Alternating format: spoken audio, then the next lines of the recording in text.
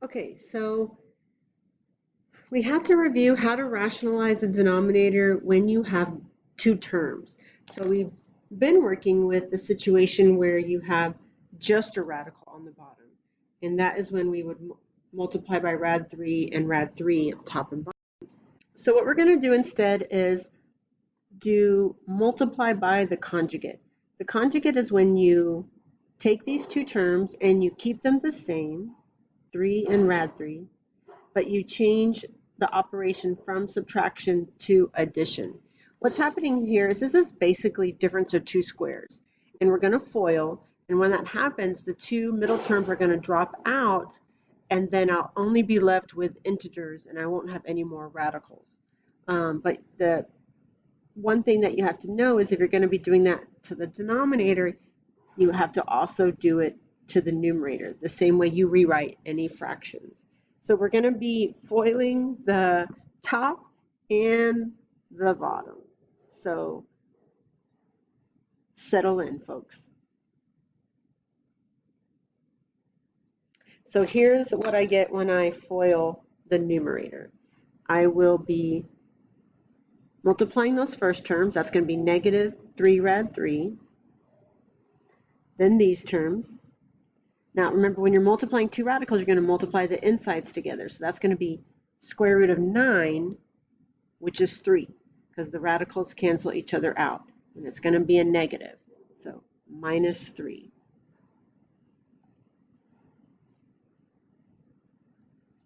And then my inside terms give me negative 9. And my outside terms give me negative 3 rad 3. So as far as my numerator goes, combining like terms, I have negative 3 rad 3, negative 3 rad 3, that is negative 6 rad 3, and then negative 3 minus 9 is negative 12. So we're there for now. Now foiling the denominator, if you can see the difference of squares patterns, you can go ahead and do that. I'm going to FOIL just for consistency and show you what happens.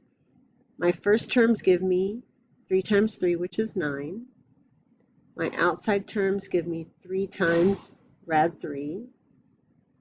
My inside terms give me negative 3 times rad 3. And then the last terms are positive, negative. So negative rad 3 times rad 3 is rad 9, which is 3. And now I combine like terms. The middles cancel. They're the same. One's positive, one's negative. And then I have 9 minus 3, which is 6. So this is why we rationalize the denominator with the conjugate, because this is a difference of squares pattern. The middles will drop out because they'll be the exact same, but with opposite signs. And now you see we don't have a radical left anymore. But we do have one more step to do. We're going to simplify this. If you notice in the numerator, there's a GCF of 6. So I'm going to divide that GCF out. I'm going to use negative 6. So dividing that by negative 6 leaves me positive rad 3, and then negative 12 divided by negative 6, positive 2 over 6. And then these 6's simplify to 1. So I have negative 1 times rad 3 plus 2.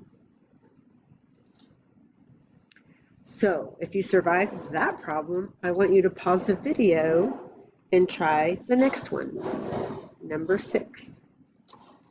All right, here is my work for number 6. I have tangent 15 equals tan 45 minus 30. So that's my alpha and my beta. So using the difference formula now, the subtraction formula for tan gives me tan alpha minus tan beta over 1 plus tan alpha times tan beta. So we have the same values from before, 1 and negative rad 3 over 3, just in some different orders. So let me see. Okay. Sorry, I'm stuttering because I'm not sure exactly how to proceed. So I think I'm zoomed in enough. The black ink is my original problem. The red ink is me rewriting with common denominators. And this next step right here is with those common denominators, but before I've combined them into one fraction. So then here is my step where I've combined everything into single fractions. Now that I have a fraction divided by a fraction, I can do keep, change, flip. So keep the numerator the same, that's here, change to multiply, and then flip the bottom fraction. The 3's cancel. I multiply across the top and bottom, and now I have 3 minus rad 3 over 3 plus 3. Again, another situation where we have to rationalize the denominator. I have a binomial, so I can't just multiply by rad 3. I have to multiply by 3 minus rad 3, top and bottom. So here's my work for that. There's my conjugates. Here's my foiling step, combining like terms, factoring out a GCF, and then simplifying to my final answer. Okay, so let's try these last 4 problems. Now these are much more straightforward. So if you notice by looking at them, we are now doing the opposite direction. We're being given something that's in the form of the right side of the formulas. We'll identify what our alpha and beta is, plug it in here now. So this time we're going from the right side to the left side. Plug it in here, do the add or subtraction, and then find the cosine, sine, or tangent of that value. I think you're going to like this way a little bit better. So looking at number 7, cosine 70 times cosine 40 plus sine 70 times sine 40. So I have cosine, cosine plus sine, sine. Cosine, cosine plus sine, sine. That is this formula right here. Cosine, cosine, sine, sine. The first angle listed is my alpha, the second is my beta, and this is the difference formula for cosine. So I'm going to write this as cosine of alpha minus beta. So this is my alpha, the 70. This is my beta, 40. And we said it's the difference formula for cosine. So cosine alpha minus beta, which is cosine 70 minus 40, which is cosine of 30, which is the x-coordinate at 30, which is just rad 3 over 2. That ain't no thing. That's not bad, right? I want you to pause the video and try number 8.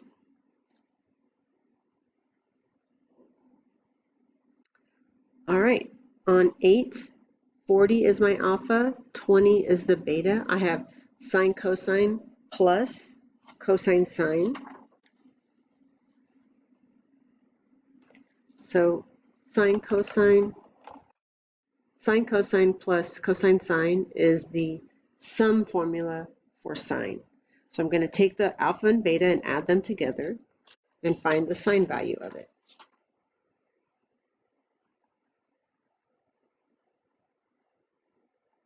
So sine of 40 plus 20 is the sine of 60 degrees. You're going to find the y value there, and it is rad 3 over 2. And then we'll do the same thing for the tangent formulas. This first one is tan minus tan over 1 plus tan tan. That's this bottom formula, tan minus tan over 1 plus tan tan. So this is the difference formula for tangent, where we're subtracting alpha minus beta. So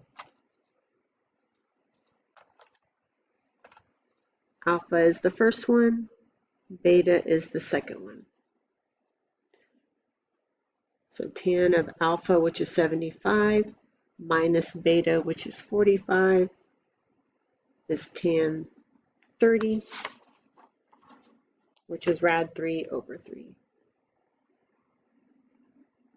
And then you pause the video and try this last problem.